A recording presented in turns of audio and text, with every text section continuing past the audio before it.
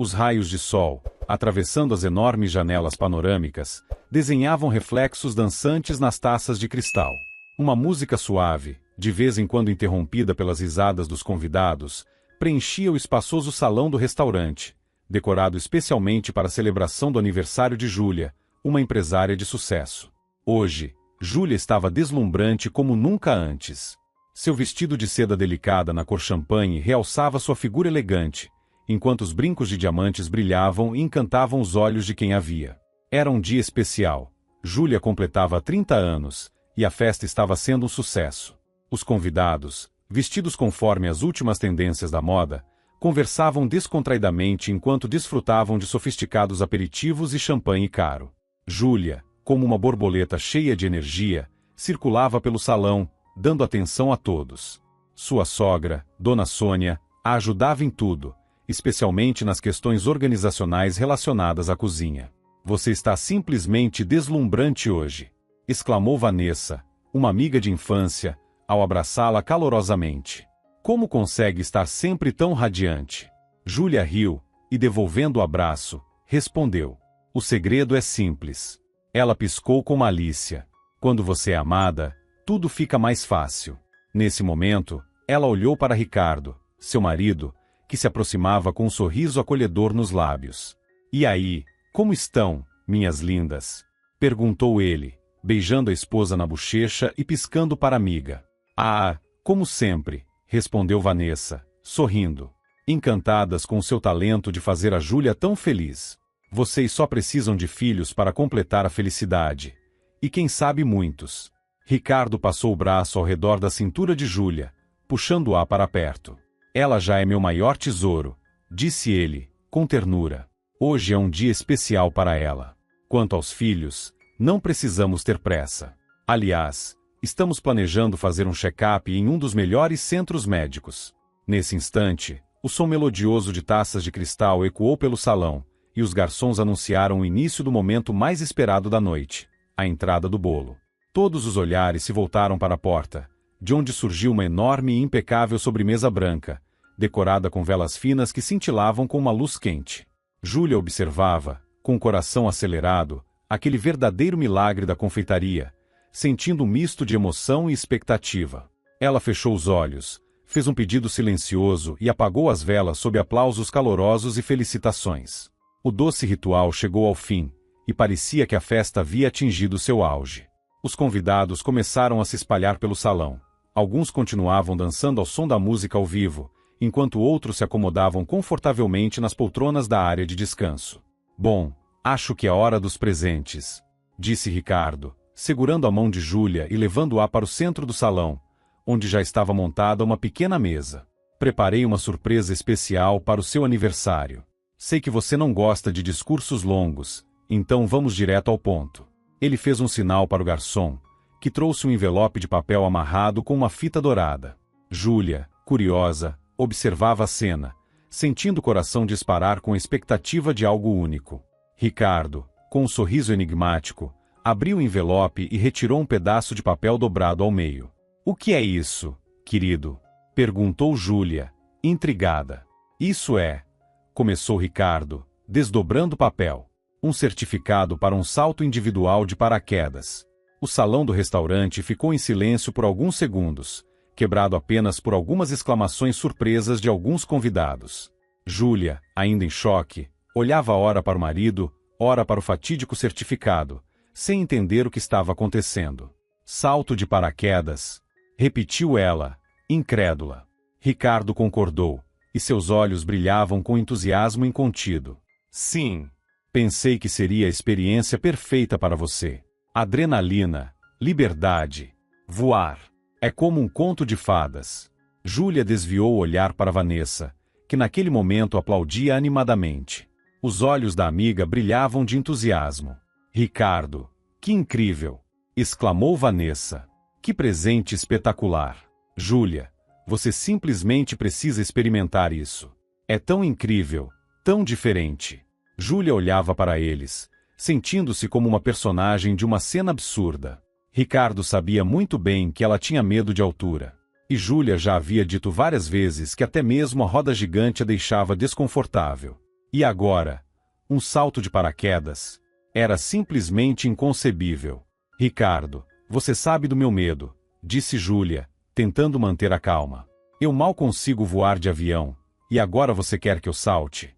Ricardo parecia ignorar completamente o desconforto da esposa. Pelo contrário, ele a abraçou pelos ombros e continuou sorrindo. Eu sei, Júlia, disse ele.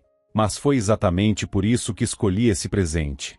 Vai ser um desafio, e amanhã de manhã você poderá superar o maior medo da sua vida. Os convidados, prendendo a respiração, observavam a cena sem saber como reagir. Alguns olhavam para a aniversariante com empatia, enquanto outros encaravam Ricardo com evidente curiosidade. Vanessa, que era a única que conhecia o medo de altura de Júlia desde a infância, aproximou-se dela e segurou sua mão. Não se preocupe, disse Vanessa, tentando tranquilizá-la. Hoje em dia, esses saltos são totalmente seguros. Tem instrutores experientes, equipamentos confiáveis. Tudo vai ficar bem. Júlia olhou para a amiga com gratidão, mas logo voltou seu olhar para Ricardo, que parecia decidido a não desistir. Júlia, eu acredito em você. Continuou Ricardo. Sei que você vai conseguir. Vai ser uma experiência incrível, algo que você nunca vai esquecer. Pense nisso como uma aventura. Vanessa, percebendo a tensão no ar, resolveu se intrometer na conversa. Júlia, Ricardo tem razão. É uma oportunidade maravilhosa de superar a si mesma. Além disso, é tão romântico. Imagine você voando no céu, enquanto seu amor te observa lá de baixo e se orgulha de você nas redes sociais. Júlia lançou um olhar tímido para todos os presentes e percebeu que todos pareciam esperar uma resposta dela naquele momento. Era como se até a atmosfera no restaurante tivesse mudado, o que fez com que ela se sentisse ainda mais desconfortável. Finalmente, respirando fundo e reunindo coragem, ela disse: "Tudo bem, eu vou pular. Obrigada pelo presente, querido." Uma salva de aplausos calorosos ecoou pelo salão, enquanto os convidados comemoravam um desfecho inesperado. Ainda assim, todos sabiam muito bem que Júlia tinha um passado cheio de reviravoltas. Anos atrás, ela havia se tornado herdeira de um império empresarial, depois que seu pai, Gregório, faleceu após uma longa luta contra uma doença grave. Júlia mal se lembrava da mãe, que havia morrido em um acidente de carro quando ela tinha apenas 3 anos. Durante esse tempo, várias mulheres passaram pela vida de Gregório, mas nenhuma delas chegou a assumir o papel de mãe para Júlia. O restante da noite de comemoração pareceu apressado e confuso.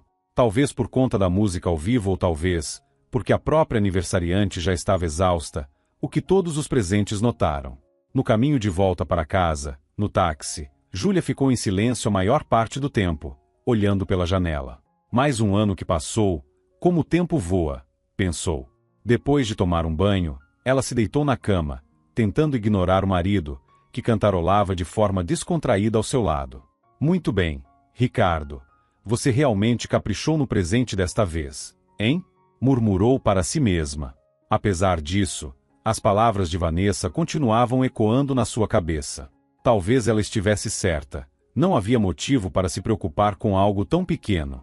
Talvez encarar o desafio fosse realmente uma boa ideia. Meu pai também gostava de aventuras, refletiu. Ele fazia mergulho, andava de bicicleta. Talvez seja a minha vez de testar meus próprios limites. Depois de refletir durante a noite sobre o presente de Ricardo, Júlia decidiu encarar o desafio. Na manhã seguinte, enquanto estavam a caminho do aeroclube, ela recebeu uma ligação rápida de Vanessa desejando boa sorte. A estrada sinuosa passava por paisagens deslumbrantes, repletas de pinheiros altos e bosques de bétulas, mas Júlia mal notava, perdida em seus pensamentos. "E aí, como está o humor?" perguntou Ricardo, lançando-lhe um olhar curioso enquanto dirigia. "Um pouco nervosa", admitiu Júlia, tentando soar confiante. "Mas, ao mesmo tempo, acho que vai ser interessante. Eu sei que você vai arrasar." Ricardo apertou gentilmente a mão dela. "Estarei esperando por você aqui embaixo. E lembre-se, sorria quando estiver voando contra o vento." Poucos minutos depois, chegaram ao aeroclube. O local era simples, um pequeno prédio administrativo, um hangar e uma pista de decolagem. Apesar da aparência modesta, transmitia uma sensação de segurança. O vento leve mexia nos cabelos de Júlia enquanto Ricardo se despedia com um beijo na testa e a entregava à equipe do centro. Ela sentia-se um pouco desconfortável, mas sabia que não poderia voltar atrás agora. O instrutor, um jovem de olhar confiante que se apresentou como Igor, aproximou-se com um sorriso amigável. Ele começou a explicar os detalhes do salto, respondendo pacientemente às perguntas de Júlia. O paraquedas será aberto automaticamente, explicou Igor, apontando para a mochila firmemente presa às costas dela. Mas, se algo der errado, temos um reserva. Aqui, veja. Ele mostrou uma pequena alça. Isso aqui é o dispositivo manual. O mais importante é não entrar em pânico, respirar fundo e aproveitar. Será que vou mesmo aproveitar? Pensou Júlia, enquanto processava as informações. Mas, em voz alta, disse apenas: certo, vou tentar. Não se preocupe, Igor sorriu, tentando tranquilizá-la. Tudo vai dar certo. Nossos paraquedas são extremamente confiáveis, e eu estarei em contato com você o tempo todo. O principal é manter a calma e seguir as instruções. O coração de Júlia estava acelerado, e ela olhou para Ricardo, que acenava para ela lá embaixo com um sorriso encorajador. Júlia retribuiu o sorriso, sentindo a força do apoio dele. Em seguida, subiram a bordo do avião. Júlia sentou-se em um dos assentos ao lado de Igor, o instrutor. O motor do avião rugiu, fazendo o som vibrar em seus ouvidos, enquanto suas mãos apertavam o assento nervosamente. Finalmente, a aeronave se desprendeu suavemente do chão e começou a subir. Lá embaixo, um vasto tapete esmeralda de florestas e tons de azul do céu se estendia em todas as direções. É lindo, não é? Perguntou Igor, tentando acalmá-la. Incrível! Sussurrou Júlia. Nunca vi nada assim. Em breve, você verá isso de outra perspectiva, brincou Igor, sorrindo. De um ponto de vista completamente diferente. O avião continuava subindo, e o ar ficava cada vez mais rarefeito. Júlia começou a sentir uma leve tontura e olhou para Igor com certa apreensão. Estamos quase prontos para o salto, disse o instrutor. Está preparada? Júlia concordou, embora o nervosismo estivesse evidente em seu rosto. Quando a porta do avião foi aberta, um vento gelado bateu contra o rosto de Júlia. Ela olhou para baixo e sentiu a respiração travar. A terra parecia tão distante, tão pequena. Vamos lá. Este é o seu dia, e você vai se lembrar dele para sempre, disse Igor com um sorriso encorajador. Por alguns segundos, Júlia ficou paralisada, como se o medo tivesse tomado conta de todo o seu corpo. Mas, reunindo toda a coragem que tinha, ela deu um passo à frente, chegando à beira da porta. No instante seguinte, Júlia sentiu o chão firme desaparecer sob seus pés. Ela estava caindo. O vento assobiava em seus ouvidos, enquanto o frio cortante envolvia seu corpo. A princípio, o pânico tomou conta dela. Mas logo depois, uma sensação de liberdade e êxtase começou a dominá-la. Júlia se lembrou das instruções de Igor e tentou respirar de maneira uniforme, embora a adrenalina estivesse no auge. Ela olhou para cima, na direção do avião, mas ele já parecia distante, como um pequeno ponto no céu. Parecia que uma eternidade havia se passado antes que Júlia percebesse que o paraquedas automático não havia funcionado. O pânico tomou conta dela, inundando seus pensamentos. O reserva. Ela pensou desesperadamente. Tentando se lembrar das instruções, Júlia esticou a mão com toda a força em direção à alça que o instrutor havia mostrado e a puxou. Por um instante, ela sentiu o vento mudar e a levou para longe do local onde deveria ter pousado. O aeródromo estava se afastando rapidamente de vista. Florestas, lagos, o rio, tudo desapareceu do seu campo de visão. Agora, abaixo dela, havia apenas um vasto e interminável mar de árvores. Júlia começou a entender que algo inesperado havia acontecido. Ela estava sozinha no céu, sem ninguém para ajudá-la. Tentou desesperadamente controlar a direção do paraquedas, mas tudo parecia inútil. O vento era mais forte e a dominava completamente. Do chão, Júlia poderia parecer uma ave majestosa planando no céu, mas, na realidade, o medo primal a consumia. De repente, imagens vieram à sua mente. O rosto de Ricardo, seu marido, e os olhos de Dona Sônia, sua sogra, que pareciam sempre carregados com uma pitada de sarcasmo. Quando começou a se aproximar do chão, o vento finalmente diminuiu, e Júlia conseguiu aterrissar. O impacto foi forte. Ela caiu de pés no chão, mas o choque quase a derrubou. Para sua surpresa, conseguiu se levantar. Olhando ao redor, Júlia percebeu que estava em um lugar completamente diferente do esperado. Ela havia aterrissado em uma floresta densa, escura e estranhamente silenciosa, com um ar ligeiramente ameaçador. Não fazia ideia de onde estava nem de quão longe o vento a havia levado. Seu macacão estava rasgado, e arranhões cobriam seus braços e pernas. Mas uma coisa era clara: a situação era crítica. Isso só pode ser um pesadelo, murmurou ela, massageando a perna dolorida. Lembrou-se do telefone no bolso do macacão. Talvez conseguisse ligar para alguém. Quem sabe? Pensou com um fiapo de esperança. No entanto, ao verificar, percebeu que estava sem sinal. É claro que tudo está contra mim, disse ela com um suspiro pesado. Com dificuldade, Júlia se sentou e tentou não entrar em pânico. Mas, no fundo, a sensação de estar completamente sozinha e perdida começava a se infiltrar em seus pensamentos, ameaçando dominá-la. Júlia pensou que talvez fosse melhor permanecer onde estava. Mas, ao ouvir o som de um rosnado vindo de algum lugar próximo, o desejo de sair dali ficou mais forte que o medo. A cada minuto, o pavor aumentava. Ela ouvia ruídos estranhos, como folhas farfalhando e galhos se partindo, e tinha a nítida sensação de que algo ou alguém a observava das profundezas da floresta. Por que isso tinha que acontecer justamente comigo? Sussurrou Júlia, olhando para o céu. Ela tentava se orientar, mas não conseguia entender para que lado deveria ir. Além disso, o estresse que havia passado começava a cobrar seu preço, e uma sede insuportável tomava conta dela. Júlia caminhava com dificuldade, seus pés afundando em folhas secas e ervas altas. Ela se agarrava às árvores para se equilibrar, mas sentia as forças a abandonando. Ricardo! Gritou, desesperada. O eco de sua própria voz se espalhou entre as árvores, mas não houve resposta, apenas o som do vento e os sussurros da floresta. Cansada, Júlia se sentou em um tronco apodrecido para recuperar o fôlego. Eu preciso voltar, murmurou para si mesma, enquanto enxugava as lágrimas. De repente, um som de água corrente chegou aos seus ouvidos. Seu coração começou a bater mais rápido, e ela reuniu as poucas forças que tinha para seguir o som. Após alguns minutos, encontrou um pequeno riacho. Graças a Deus, sussurrou Júlia, caindo de joelhos diante da água fresca, que parecia o melhor e mais saboroso líquido do mundo. Ela lavou o rosto e bebeu o suficiente para saciar a sede. Já se sentindo um pouco melhor, deixou o riacho para trás e começou a caminhar mais profundamente pela floresta, na esperança de encontrar um lugar seguro para passar a noite. Depois de um tempo, deparou-se com um pequeno barranco. Júlia tentou contorná-lo, mas, ao escorregar, caiu violentamente. Ela aterrissou em algo duro e sentiu uma dor intensa nas costas. Tudo ao seu redor escureceu.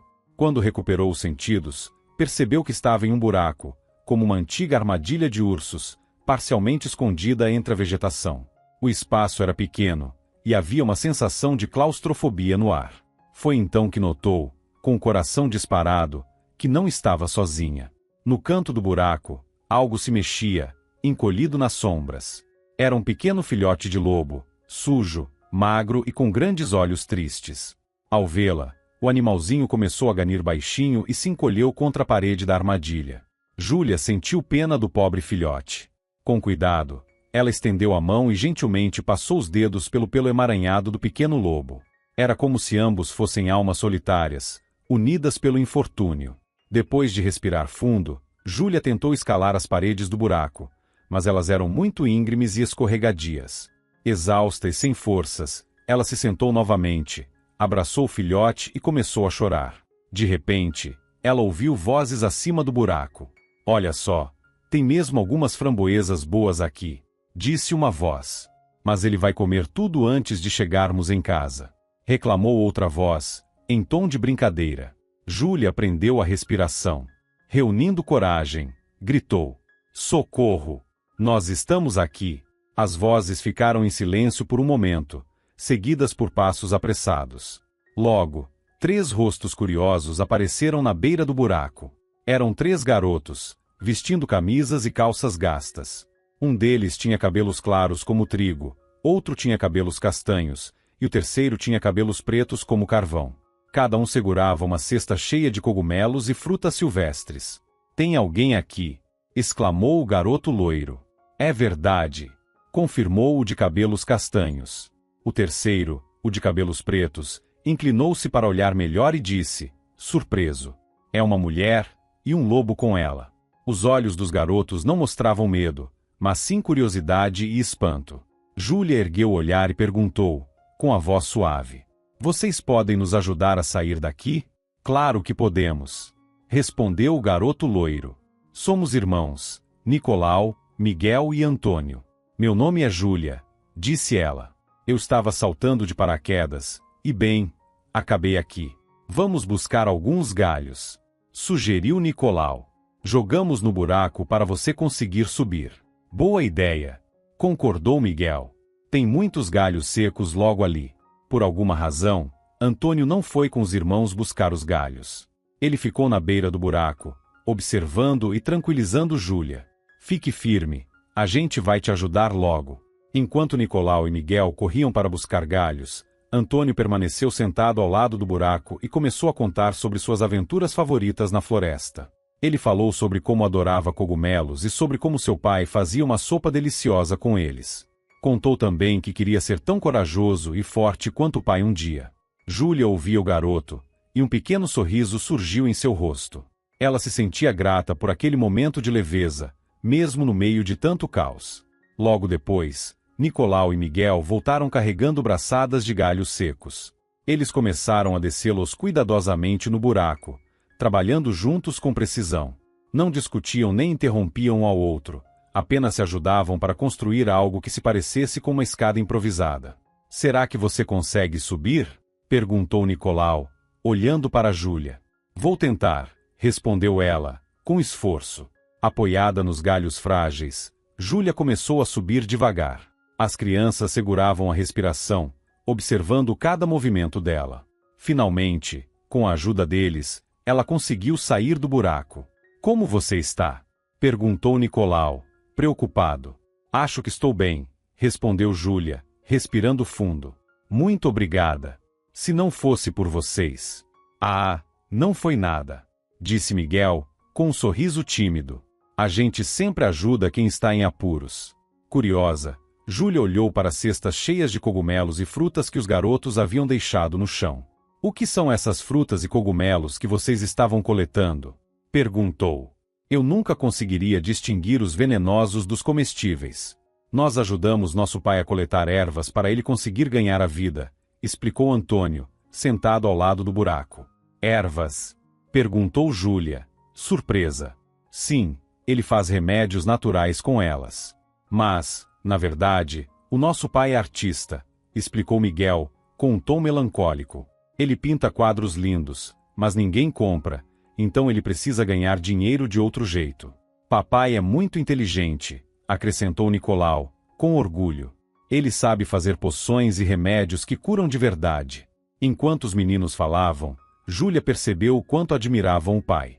A maneira como eles descreviam sua dedicação e habilidade deixou Júlia curiosa para conhecê-lo.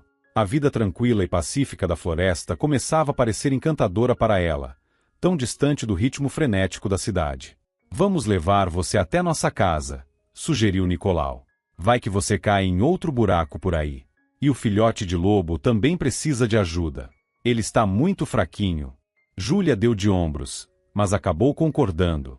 Estava escurecendo, e ela não queria se perder de novo na floresta. Os garotos a conduziram por uma trilha estreita, conversando animadamente sobre as plantas, os animais e os sons da floresta.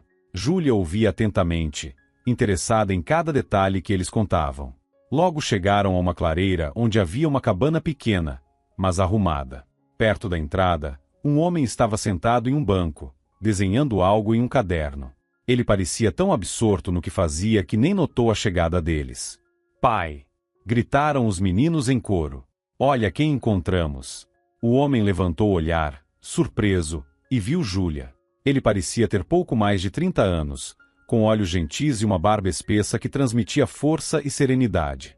Essa é a tia Júlia, anunciou Nicolau, com orgulho. Ela pulou de paraquedas, caiu em um buraco, e nós a salvamos. O homem arqueou as sobrancelhas, surpreso, mas rapidamente colocou o caderno de lado e se levantou para ajudar. Recuperando a compostura, o homem sorriu gentilmente e disse: Olá, meu nome é Paulo. Júlia, respondeu ela, ainda segurando o filhote de lobo nos braços, sem tirar os olhos do homem. E então, o que aconteceu com você? Perguntou ele, com um olhar curioso. Pelo que vejo, você não parece uma paraquedista experiente. Júlia contou sobre seu primeiro e desastroso salto, como se perdeu e acabou caindo na armadilha na floresta. Paulo a ouviu atentamente, lançando olhares frequentes para o pequeno lobo debilitado em seus braços. O pobrezinho parece estar muito fraco, disse ele, com empatia. Provavelmente não come há dias. Para ser sincera, nem sei o que fazer com ele, confessou Júlia. Não se preocupe, vamos ajudá-lo. Dizendo isso, Paulo convidou Júlia e os meninos para entrarem na casa. O interior era simples, mas aconchegante. Apesar da mobília modesta, tudo estava impecavelmente limpo e organizado. Nas prateleiras, frascos com ervas e raízes estavam cuidadosamente dispostos. Pelas paredes, aquarelas belíssimas retratavam paisagens de árvores e animais selvagens. Então você é realmente um artista? Perguntou Júlia, impressionada ao observar suas obras. Bom, pode-se dizer que sim. Paulo sorriu, um pouco envergonhado. Mas nunca tive uma formação acadêmica. E sem um diploma, fica difícil conseguir algo nessa área. Como pode ver, por aqui ninguém se interessa pelas minhas pinturas. Eu acho incrível, disse Júlia com sinceridade. Suas pinturas são tão cheias de vida. Os olhos de Paulo brilharam com gratidão. Obrigado. Fico feliz que pelo menos alguém goste delas. Enquanto conversavam, Paulo pegou uma tigela com leite e a colocou diante do filhote. O pequeno lobo imediatamente começou a lamber o líquido com voracidade, faminto. Júlia observava a cena, sentindo o peso do cansaço tomar conta de seu corpo. Você também deve estar faminta, disse Paulo, notando sua expressão exausta. Para ser honesta, sim, estou morrendo de fome. Então vamos resolver isso agora. Os garotos imediatamente se apressaram para ajudar o pai a preparar a comida. Em pouco tempo, um jantar simples, mas apetitoso, estava servido na mesa. Batatas cozidas com casca, peixe frito, pão caseiro e chá feito com frutas da floresta. Júlia se sentou à mesa, sentindo que, depois de tanto tempo de medo e incerteza, finalmente estava em um lugar seguro. Júlia se sentou em um banco de madeira ao lado da grande mesa, sentindo o calor reconfortante da lenha estalando no fogão. Cada pedaço da comida tinha um sabor especial, e ela saboreava a refeição com grande apetite. Em poucos minutos, o jantar preparado com habilidade por Paulo e seus pequenos ajudantes, Nicolau, Miguel e Antônio, aqueceu não apenas seu estômago, mas também sua alma. Muito obrigada, disse Júlia, com sinceridade. Acho que vocês salvaram minha vida. Que nada. Como poderíamos simplesmente deixar você no meio da floresta? Respondeu Miguel. Júlia hesitou por um momento antes de perguntar, com um olhar incerto. Posso passar a noite aqui? Paulo pareceu surpreso por um instante, mas logo sorriu calorosamente. Claro, fique à vontade. Amanhã veremos o que fazer. Imagino que você esteja preocupada com seu marido. Acertei? Sim. Ele deve estar enlouquecendo sem notícias minhas, disse ela, com um toque de tristeza na voz. Na verdade, todos devem estar. Não se preocupe, disse Paulo, tentando tranquilizá-la. Você está segura aqui. Amanhã cedo, eu mando Nicolau até a vila mais próxima para avisá-lo sobre você. Júlia lançou um olhar grato ao homem. Ricardo, seu marido, estava em algum lugar distante, perdido no caos da cidade. Mas ali, naquele canto silencioso da floresta, sua alma finalmente parecia encontrar um lugar de paz. Enquanto isso, Paulo organizava sobre a mesa algumas ervas e raízes, separando-as com atenção. Antes de continuar, ele lançou um olhar discreto para Júlia e esboçou um sorriso leve. Então, descansou um pouco? Perguntou ele, com a voz suave e acolhedora, como um bálsamo para o coração. Sim, e não preciso de mais chá. Obrigada, respondeu Júlia, recostando-se na cadeira. O jantar foi maravilhoso. Nunca comi nada assim antes. Isso é o presente da floresta para nós, disse Nicolau, o mais esperto dos irmãos, com um brilho de orgulho nos olhos. Paulo sorriu e bagunçou carinhosamente os cabelos do filho. Quando o filhote de lobo terminou de se alimentar, Paulo pegou com cuidado e o colocou sobre uma cama improvisada feita de um velho cobertor, garantindo-lhe um local quente para descansar. Ele já ouvirá muitas histórias sobre caçadores ilegais na região, e durante suas buscas por ervas na mata, já havia se deparado com armadilhas como aquela onde Júlia caiu. Uma vez, Paulo quase caiu em uma dessas armadilhas. No fundo, havia estacas afiadas, e ele sobreviveu por um milagre. Para facilitar, os meninos decidiram chamar o pequeno lobo de Cinza, já que seu pelo era acinzentado. Parecia um nome adequado. Logo depois, Nicolau, Miguel e Antônio foram para a cama. Lá fora, a noite já havia caído fazia tempo, e apenas a luz da lua cheia iluminava o pátio, tornando tudo visível o suficiente. Júlia ficou em silêncio por um tempo, olhando para o fogo na lareira. Então, num sussurro, disse: "Às vezes, sinto que minha vida inteira é irreal, como se eu estivesse apenas seguindo o fluxo, sem saber para onde estou indo. Reuniões intermináveis, negócios, carros de luxo, conversas vazias. E aqui, no meio da floresta, pela primeira vez em muito tempo, me sinto viva." Paulo escutou atentamente, e como se compreendesse seus sentimentos, sorriu enigmaticamente. "Já que estamos falando sobre o que é real, desde pequeno, eu sonhava em ser artista. Você sabe, capturar o que vejo, o que sinto e transformar isso em algo palpável. É uma sensação incrível." Seus olhos brilharam como brasas, e Júlia se pegou admirando aquela simplicidade sincera e pura. "Então, por que não deu certo?" perguntou ela, com curiosidade. Paulo deu um sorriso amargo antes de responder. "Eu cresci em uma família pobre. Depois da escola, corria para o cais do rio para ganhar um dinheiro extra. Comecei a estudar artes à distância, mas minha mãe ficou doente, e meu pai nos abandonou. Eu precisava ajudar em casa. E aí, chegou o momento em que tive que escolher entre os pincéis e o pão na mesa." "E qual foi sua escolha?" Júlia perguntou, já sabendo a resposta. "Escolhi o pão, como qualquer um teria feito no meu lugar. Mas não me arrependo. Aprendi muito. Sei como sobreviver em qualquer situação. Aprendi, por exemplo, a encontrar e usar ervas medicinais." Júlia inclinou levemente a cabeça. "E sua paixão por arte? Você abandonou de vez?" Paulo suspirou, pensativo. "Sonhos são como borboletas. Belos, leves. Mas nem sempre conseguimos capturá-los." Ele fez uma pausa, como se estivesse relembrando algo distante, e então continuou. "Uma vez, quando era adolescente, quase me afoguei no rio. Fui puxado pela correnteza forte depois de escorregar da margem." Júlia prendeu a respiração, sentindo a tensão na história. "Um homem me salvou naquele dia", disse Paulo, com a voz um pouco mais baixa. "Acho que o nome dele era Gregório." "Sim, era isso. Gregório me tirou da água." Júlia sentiu o coração parar por um instante. "Gregório? Que Gregório? Você lembra o sobrenome dele?" Paulo balançou a cabeça, desapontado. Não lembro. Na época, ele não falou muito sobre si mesmo. Acho que era médico ou algo assim, mas não tenho certeza. Eu era só um garoto e fiquei muito grato a ele. O que eu lembro bem é que ele parecia um homem bem de vida. Tinha um carro caro, roupas elegantes.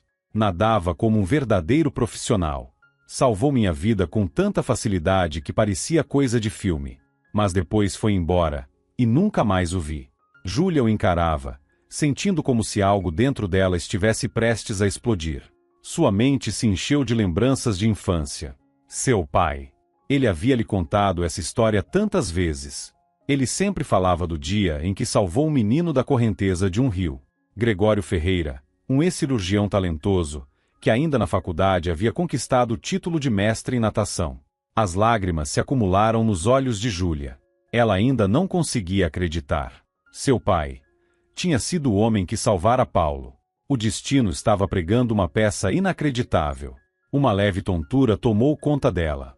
Sua mente estava acelerada, tentando processar tudo. Seu pai havia sido um dos melhores cirurgiões da cidade. Gregório Ferreira trabalhou por anos como chefe de um dos maiores hospitais, mas abandonou a profissão depois de uma grande controvérsia. Durante uma cirurgia extremamente delicada, Um paciente considerado sem esperança faleceu em sua mesa de operação. A situação gerou um escândalo que foi parar nos tribunais. O caso foi tão grande que atraiu a atenção da mídia. Mas Gregório tinha os melhores advogados da cidade ao seu lado, e eles conseguiram sua absolvição. Até o próprio juiz, no final do julgamento, se aproximou dele para apertar sua mão em sinal de respeito. Porém, depois de tudo isso, Gregório Ferreira nunca mais voltou para a medicina. Com o apoio de um conhecido, ele entrou no ramo de negócios e começou a trabalhar com fornecimento de equipamentos médicos. No entanto, nunca abandonou sua paixão pela natação. Todos os fins de semana, sem falta, ia até o rio para desafiar as águas mais uma vez. Esse Gregório, murmurou Júlia, sentindo a respiração falhar devido à emoção. O nome dele era Gregório Ferreira. Ele era meu pai. Paulo ficou imóvel por alguns segundos, o choque evidente em seu rosto. Sua boca se abriu levemente, e ele piscou algumas vezes, como se tentasse processar a informação. Espera. O quê? Ele repetiu, tentando ter certeza de que havia ouvido certo. Júlia confirmou com a cabeça e contou tudo em detalhes. Isso é inacreditável, sussurrou Paulo. Então, o homem que me salvou, era o seu pai? Ele riu, balançando a cabeça. O mundo é mesmo pequeno. Júlia sorriu, ainda sentindo uma mistura de choque e nostalgia. Pois é. Quem diria que nossos caminhos se cruzariam assim? Eu nunca poderia imaginar, disse Paulo, pensativo. E pensar que você é filha dele. E olha só seus meninos. São incríveis. Te escutam como se você fosse uma espécie de mágica para eles.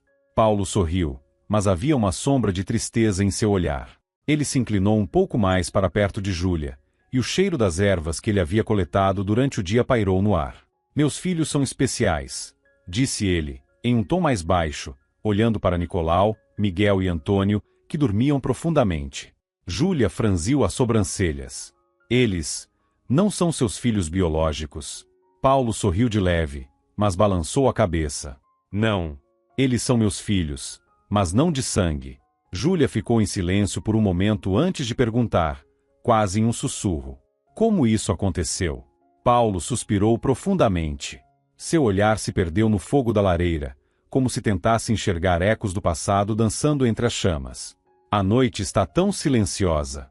Acho que está na hora de contar tudo. Ele fez uma pausa, respirou fundo e continuou. Depois que seu pai me salvou, foi como se eu tivesse renascido. Eu ainda era um adolescente, mas entendi o valor de cada momento. O tempo passou rápido, e quando precisei largar a universidade porque não conseguia conciliar trabalho e estudo, voltei para minha paixão, a arte. Comecei a pintar com ainda mais dedicação. No começo, vendia minhas obras por quase nada. Depois, consegui um pouco mais de reconhecimento e fui melhorando de vida, mesmo que devagar. Uma lágrima escorreu silenciosa pelo rosto de Júlia. E então, apareceu Natália. Ele sorriu levemente, mas seu olhar se encheu de lembranças. Ela era professora em um orfanato.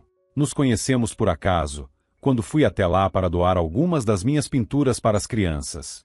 Nos apaixonamos quase de imediato. Era algo tão intenso que eu nunca tinha sentido antes. Pouco tempo depois, nos casamos e decidimos que queríamos ter uma família grande.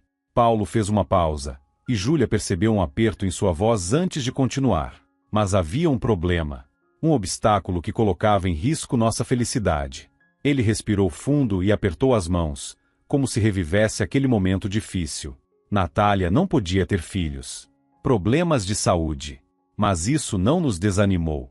Decidimos dar amor para aqueles que mais precisavam, aqueles que haviam sido deixados para trás. Paulo se calou por um instante, e Júlia, querendo demonstrar apoio, pousou a mão suavemente sobre seu ombro. Foi assim que adotamos 3 meninos de uma vez, retomou ele, com a voz embargada. Nicolau, Miguel e Antônio. Nós os amamos desde o primeiro instante. Cuidamos deles como se fossem nossos, brincamos, educamos. Eu era genuinamente feliz. Mas, ao dizer essas palavras, sua voz tremeu. Essa felicidade, porém, não durou muito tempo. Os olhos de Paulo ficaram enevoados, e ele passou as mãos pelo rosto, como se tentasse afastar a dor. Natália ficou doente. No início, parecia só um resfriado comum. Mas logo os médicos diagnosticaram uma pneumonia grave. Lutaram por semanas para salvá-la, mas não conseguiram. Ele fechou os olhos com força, tentando conter a dor. Júlia apertou seu ombro com mais firmeza, permitindo que ele se entregasse ao sofrimento que parecia carregar sozinho por tanto tempo. Ela sentia sua dor. Sentia o peso do luto e a imensidão da perda que ele carregava. Naquele momento, eu quis acabar com tudo. Finalmente confessou Paulo, afastando as mãos do rosto. Ele olhou para o fogo, sua expressão carregada de dor e lembranças. Sem Natália, minha vida perdeu completamente o sentido. Eu não queria mais nada. Só queria que a dor parasse. Pensei, por um instante, que talvez o melhor fosse simplesmente dar um fim a tudo. Eu estava no fundo do poço. Ele respirou fundo e fechou os olhos por um instante. Mas então olhei para os meninos. Continuou, a voz embargada. Vi os olhinhos assustados deles, a maneira como me olhavam, esperando que eu fosse forte. Eles precisavam de mim. Como eu poderia abandoná-los? Júlia prendeu a respiração, ouvindo cada palavra. Foi aí que tomei minha decisão. Deixei tudo para trás e vim para a floresta. Tinha medo de que me tirassem a guarda deles e os mandassem de volta para o orfanato. Então, fiz o que achei que era certo. Júlia sorriu levemente e sussurrou. Você fez a melhor escolha. Ela olhou para os meninos, que dormiam tranquilamente, e seu coração se aqueceu. O amor que existia naquela casa era real. Era evidente como aqueles meninos adoravam Paulo e como ele se dedicava a eles. O silêncio pairou entre os dois por alguns instantes. Bom, já chega de histórias por hoje, suspirou Paulo, exausto. Você precisa descansar. Amanhã veremos como resolver sua situação. Aqui a comunicação é complicada. Celular quase não funciona, então teremos que encontrar um jeito de voltar à civilização. Júlia concordou, sentindo o cansaço pesar em seus ombros. Pouco depois, Paulo lhe preparou um lugar para dormir. Exausta depois de um dia tão intenso, ela se ajeitou melhor que pôde e logo adormeceu. No entanto, no meio da noite, um som suave a despertou. Ela abriu os olhos e viu Cinza, o filhote de lobo, ao lado de sua cama. Ele olhava para ela com um olhar tristonho e inseguro. O que foi, pequenino?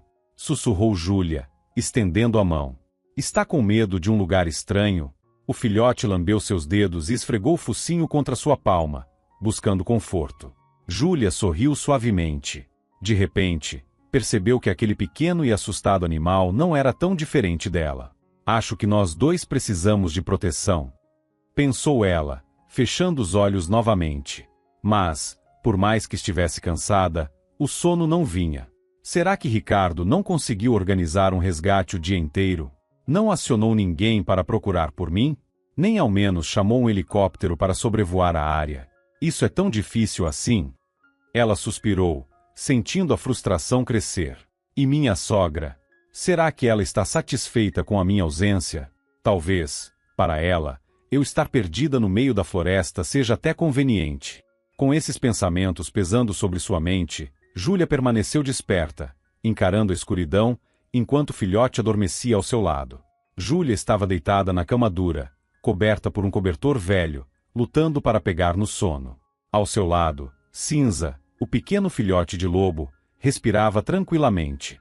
Ele estava longe de parecer um predador selvagem.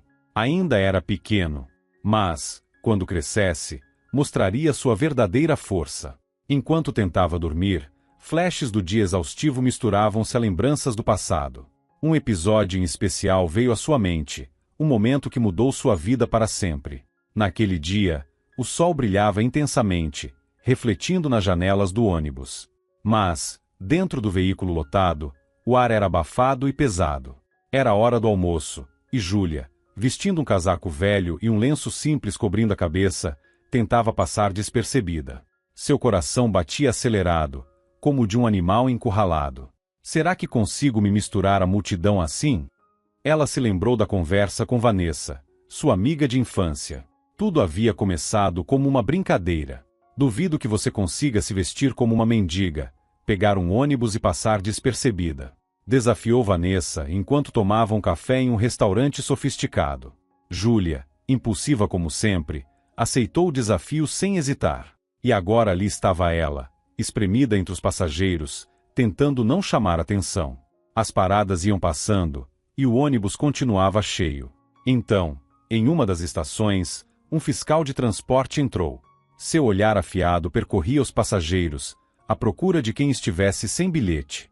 Júlia abaixou a cabeça, torcendo para não ser notada. O problema era que, de acordo com as regras da aposta, ela não trazia nenhum dinheiro consigo. Mas o fiscal pareceu sentir sua hesitação. Ele parou bem na frente dela. Seu bilhete, por favor, disse, com uma voz firme e autoritária. Júlia congelou. Sem saber como reagir, murmurou baixinho. Eu não tenho bilhete. O homem cruzou os braços e declarou sem hesitação. Então desça na próxima parada.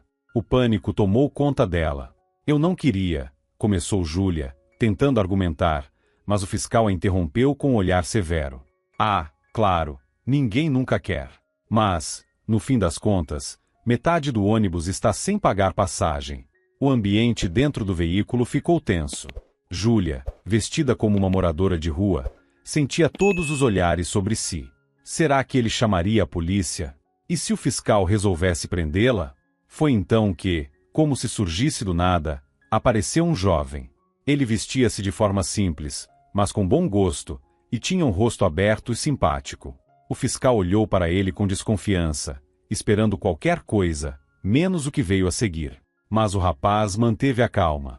Você sabe que essa moça não fez por mal, certo? Talvez ela só tenha esquecido de comprar o bilhete, disse ele, em um tom tranquilo, encarando o fiscal diretamente. Mas ela deveria ter pago a passagem. Retrucou o funcionário da companhia de transporte. Esse é o meu trabalho. Seu tom ainda era rígido, mas agora já não soava tão inflexível quanto antes. Tudo bem, então eu pago por ela, declarou o jovem, tirando a carteira do bolso e entregando o valor da passagem. O fiscal resmungou algo sobre má educação e gente aproveitadora, mas no fim, pegou o dinheiro e os deixou em paz. Júlia, ainda atordoada com o que tinha acabado de acontecer, levantou os olhos para seu inesperado salvador. Obrigada, murmurou, sentindo as bochechas esquentarem de vergonha. Não foi nada. O rapaz sorriu. Meu nome é Ricardo. E o seu? Júlia, respondeu ela, sorrindo de volta. Foi assim que começou a história deles. Mais tarde, Júlia descobriria que Ricardo era um financista, trabalhando em uma empresa de grande sucesso. Mas, além disso, ele também era gentil, atencioso e cavalheiro. Logo, começaram a sair juntos. Passeavam em parques, visitavam exposições, iam ao cinema e a cafés. Você estava deslumbrante naquele seu casaco velho. Brincava ele, rindo. Júlia sempre ria dessas provocações. O fiscal do ônibus não pensou mesmo, retrucava ela. Mas, de qualquer forma, obrigada por ter me ajudado. Embora a culpa tenha sido toda da Vanessa. Ela adora me arrastar para essas loucuras. E você também me ajudou, respondeu Ricardo, sorrindo. Se não tivesse aceitado aquela aposta, talvez nunca tivéssemos nos conhecido. Alguns meses depois, Ricardo fez o pedido. Júlia, você quer se casar comigo? Perguntou ele, de forma um pouco inesperada. Os olhos dela se encheram de lágrimas de felicidade. Sim, respondeu ela, sorrindo. O casamento foi lindo e luxuoso. Júlia estava radiante, pois via Ricardo como o homem perfeito. Eles se mudaram para uma casa enorme, comprada ainda em vida por Gregório, seu pai. Fizeram uma reforma completa e transformaram o local em um verdadeiro lar. Apesar de se dedicar à filantropia e coordenar várias organizações voluntárias voltadas a orfanatos, Júlia também não abandonou sua carreira. Assumiu a direção da empresa de equipamentos médicos que pertencia ao pai, mantendo vivo o legado que ele havia construído. Ela suspirou profundamente ao lembrar-se de Ricardo.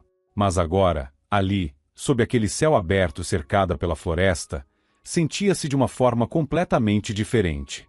Como se, de repente, tudo o que importava antes perdesse completamente o valor.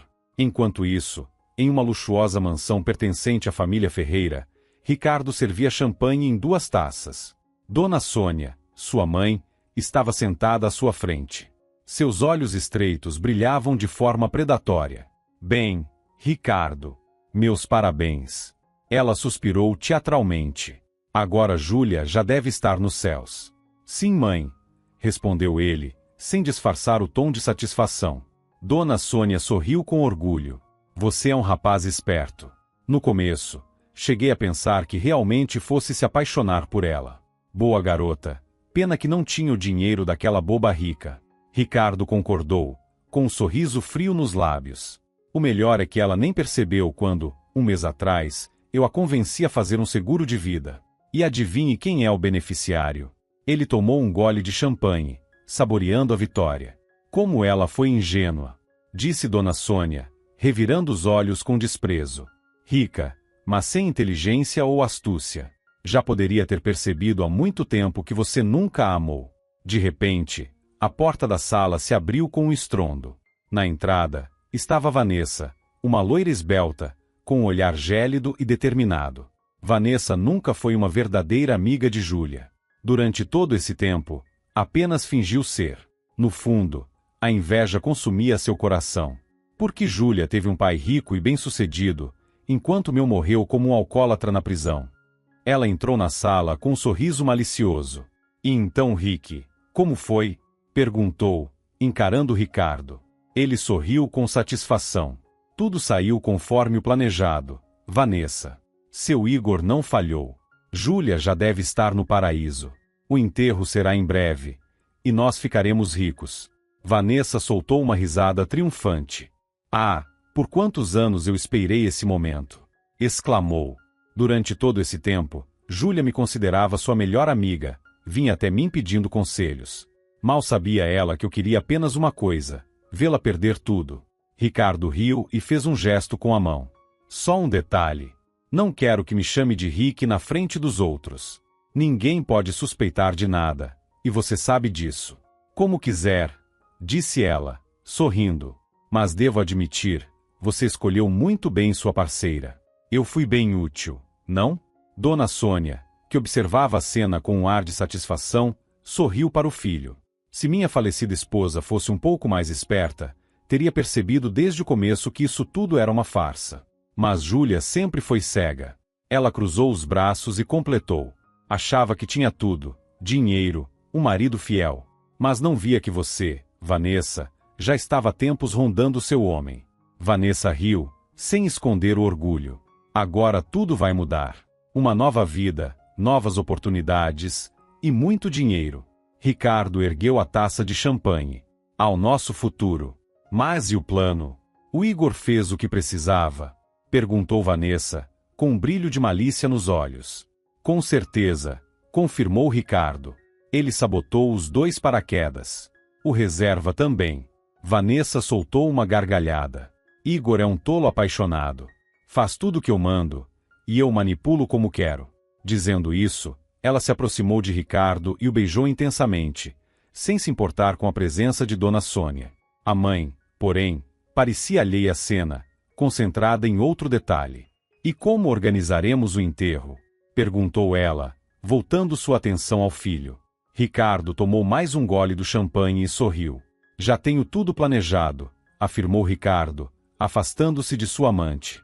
Já entrei em contato com a agência funerária. Eles vão organizar tudo com o máximo de sofisticação. Encomendaremos uma lápide de granito preto, como fazem todas as famílias ricas. Assim, não levantamos suspeitas. Vanessa sorriu, satisfeita. Você é um mestre da encenação. Mas então, ela franziu a testa e perguntou, intrigada.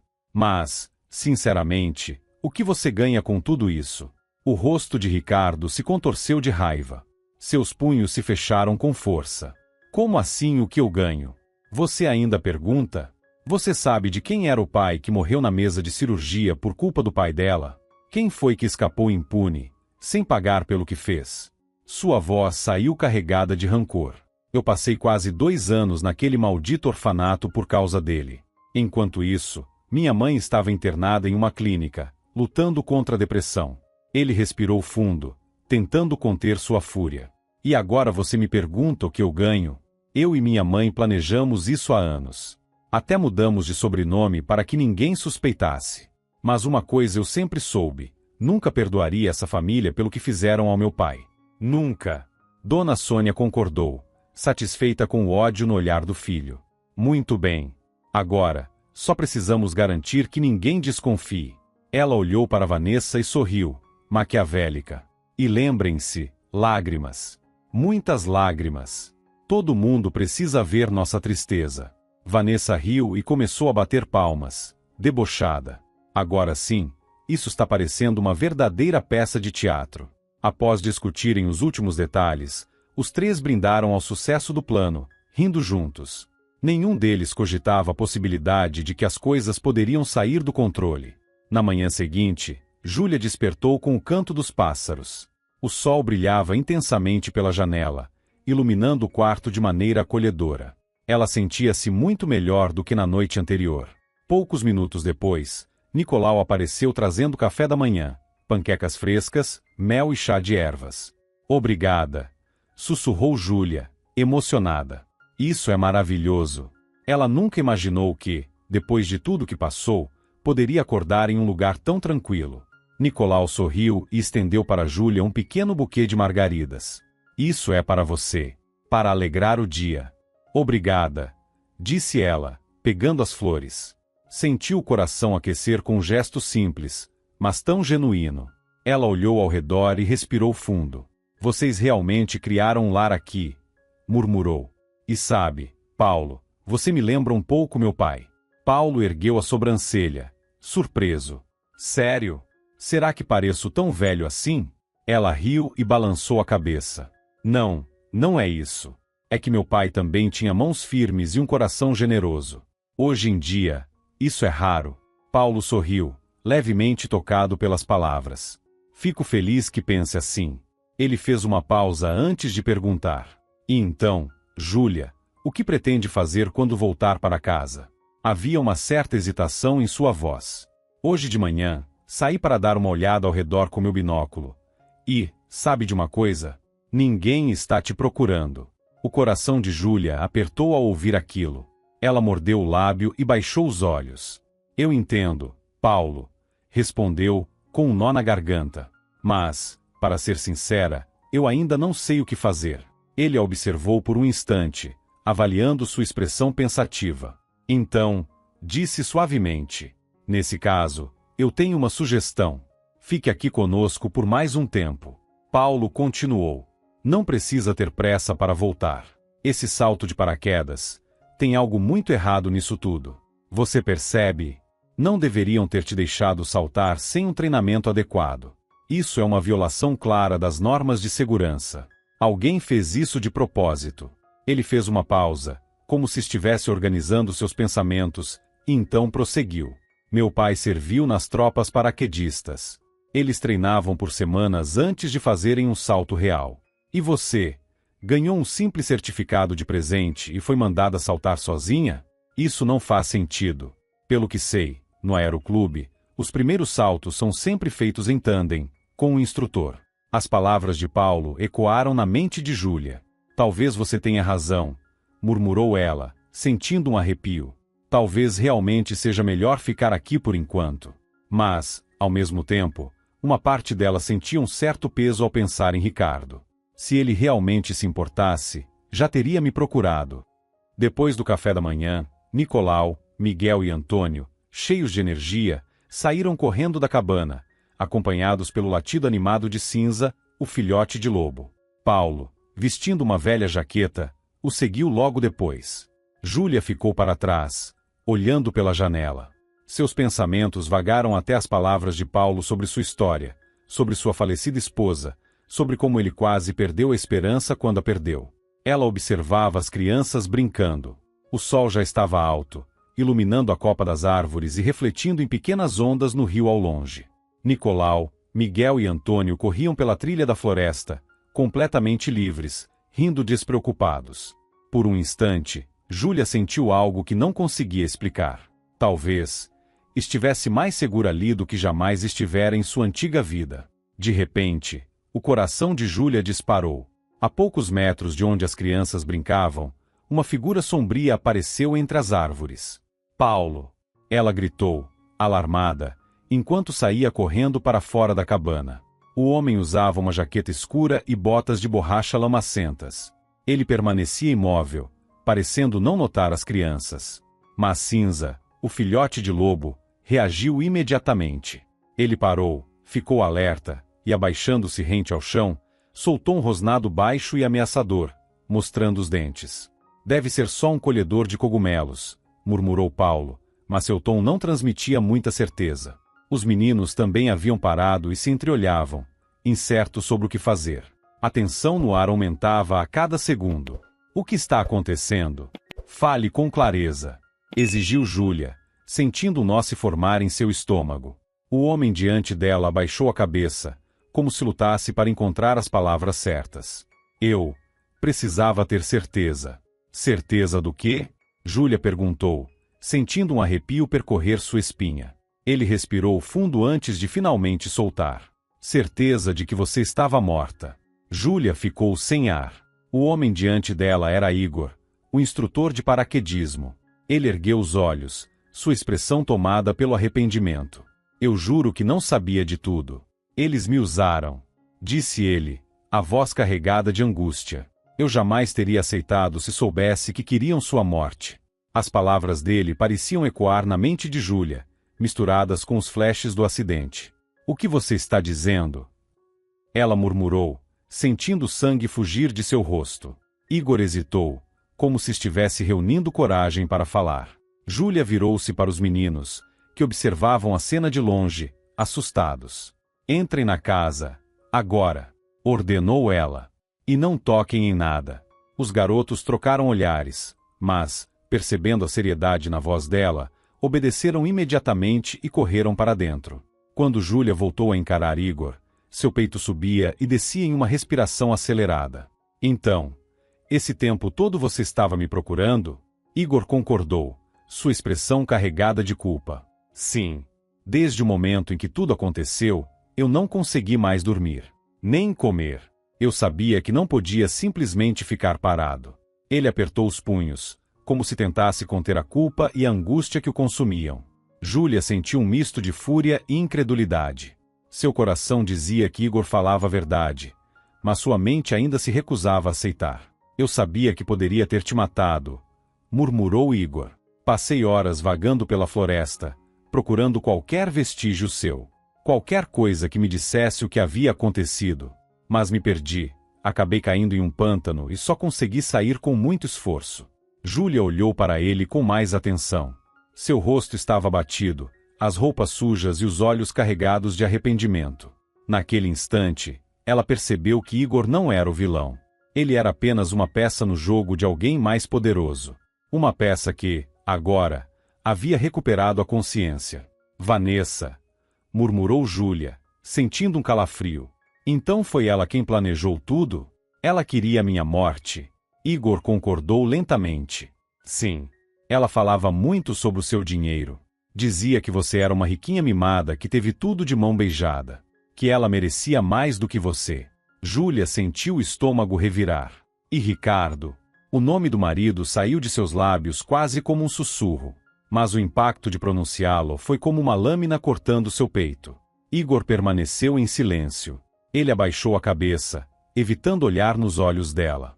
Responda, exigiu Júlia, sentindo o coração martelar contra o peito. Eu preciso saber a verdade. Igor suspirou, derrotado. Muito provavelmente, sim, murmurou ele, quase sem voz. O ar pareceu desaparecer ao redor de Júlia. Vanessa disse que ele também tinha seus interesses. No começo, Ricardo parecia agir como se não soubesse de nada. Mas, eu vi os dois saindo juntos no dia do salto. Os olhos de Júlia se fecharam por um instante, e tudo finalmente fez sentido. A frieza do marido nos últimos meses. O presente repentino. O comportamento estranho de Dona Sônia, que parecia mais animada com o presente do que ela mesma. Todos sabiam. Todos estavam envolvidos. Ela sentiu um arrepio percorrer sua espinha. Foi por isso que minha sogra ficou tão feliz com o presente do meu marido. Ela já sabia como tudo terminaria. Júlia abriu os olhos lentamente e encarou Igor. Ela precisava tomar uma decisão. Júlia olhou diretamente nos olhos de Igor. Você tem que me ajudar. Ele concordou de imediato, sua voz carregada de desespero. Eu concordo. Farei tudo o que for preciso. Tudo mesmo? Questionou ela, analisando sua expressão. Sim, qualquer coisa. Júlia respirou fundo e manteve seu olhar fixo no dele. Você terá que contar tudo à polícia. Sobre Vanessa, sobre Ricardo, sobre o salto de paraquedas. Mas não agora. Primeiro, vamos deixar que esses dois aproveitem um pouco a vitória. Igor hesitou por um instante, mas então balançou a cabeça afirmativamente. Eu farei isso. Júlia concordou em silêncio, mas, em sua mente, uma promessa se formava. Ah, Vanessa, você ainda vai se arrepender de ter cruzado meu caminho. Júlia retornou à cidade. Seu corpo jamais foi encontrado, mas Ricardo, Vanessa e Dona Sônia resolveram essa questão com um suborno bem colocado. Alegaram que o resgate demorou a encontrá-la e que seu corpo teria sido levado pela correnteza de um rio. Assim, os trâmites legais avançaram rapidamente, e o velório foi marcado. Foi Igor quem lhe contou que, após sua morte, Ricardo e Vanessa já estavam morando juntos e planejavam oficializar a união logo após o enterro. No dia da cerimônia fúnebre, Júlia foi ao cemitério. Uma pequena multidão se reuniu ao redor da suposta sepultura. Alguns realmente lamentavam sua perda, enquanto outros apenas fingiam tristeza. Ela caminhou até lá como um espectro, vestida de preto, com um longo véu cobrindo seu rosto. No exato momento em que Ricardo começou seu discurso emocionado ao lado do caixão vazio, tudo mudou drasticamente. Júlia ergueu lentamente a cabeça, virou-se para o marido, e sem hesitação, retirou o véu. O silêncio foi imediato. O choque congelou cada pessoa presente. Dona Sônia levou a mão à boca, pálida de terror. Vanessa ficou imóvel, seu rosto empalidecendo a cada segundo. E Ricardo? Ele apenas ficou ali, paralisado, como se tivesse visto um fantasma. Olá, Ricardo, disse Júlia, sua voz carregada de frieza e desprezo enquanto encarava o marido. Ele parecia ter visto um fantasma. Não esperava me ver assim, não é? Continuou ela. Pensou que eu estivesse morta? Que vocês finalmente tinham se livrado de mim? O silêncio que se seguiu foi intenso. Os olhares dos convidados estavam cheios de choque e confusão.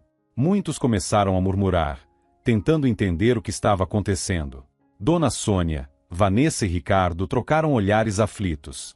O horror estampado em seus rostos era inconfundível. Como isso é possível? Ricardo murmurou, sua voz rouca de pavor. Júlia cerrou os punhos, sua fúria finalmente vindo à tona. Eu que deveria fazer essa pergunta, gritou, seus olhos brilhando de indignação. Como você pôde fazer isso comigo, Ricardo? Como teve coragem? Ela então virou-se para Vanessa, que agora tentava se esconder atrás de Ricardo, como se aquilo pudesse protegê-la. E você, Vanessa, minha melhor amiga? Você era como uma irmã para mim. A mulher não conseguiu dizer uma única palavra. Seus olhos percorriam o cemitério, buscando desesperadamente uma rota de fuga, mas não havia para onde correr. Júlia respirou fundo e então se voltou para todos os presentes. Acho que há muita coisa que precisa ser dita, declarou, sua voz ecoando com firmeza. Mas não apenas para essas pessoas aqui. Acho que há alguém mais que precisa ouvir essa história. Foi então que a tensão se transformou em pânico. Ricardo, Vanessa e Dona Sônia começaram a olhar ao redor, o medo estampado em seus rostos. Eles perceberam, tarde demais, que haviam sido encurralados. O cemitério, estrategicamente afastado da cidade, havia sido discretamente cercado por policiais à paisana. Não havia escapatória. Ricardo e Vanessa trocaram olhares desesperados, mas sabiam que não havia mais nada que pudessem fazer. Eles haviam perdido. Ricardo, Vanessa e Dona Sônia tentaram negar tudo, mas no primeiro interrogatório acabaram se traindo e entregando um ao outro. Já Igor, por ter cooperado com a investigação e ajudado a revelar toda a trama, recebeu apenas uma pena reduzida, cumprindo liberdade condicional. Após tudo o que aconteceu, Júlia tomou uma decisão: deixar a cidade para trás e recomeçar sua vida no interior, onde já era esperada com ansiedade por Nicolau, Miguel e Antônio. E é claro, por Paulo. Mas não foram apenas eles que a receberam com alegria. Quando ela se aproximou da entrada da floresta, Cinza, o pequeno lobo, surgiu correndo e deu uma patada no pneu do carro, como se estivesse anunciando sua chegada. Júlia sorriu, sentindo uma onda de gratidão. Ela agradeceu mentalmente ao destino por ter colocado em seu caminho pessoas tão boas. Meses depois, Júlia e Paulo se casaram. E finalmente, ela encontrou a verdadeira felicidade. Muito obrigado por acompanhar a história até o fim. Se você gostou, não esqueça de deixar seu apoio clicando no botão de curtir. Para você é só um clique, mas para mim, significa muito. Um grande abraço e nos vemos na próxima história.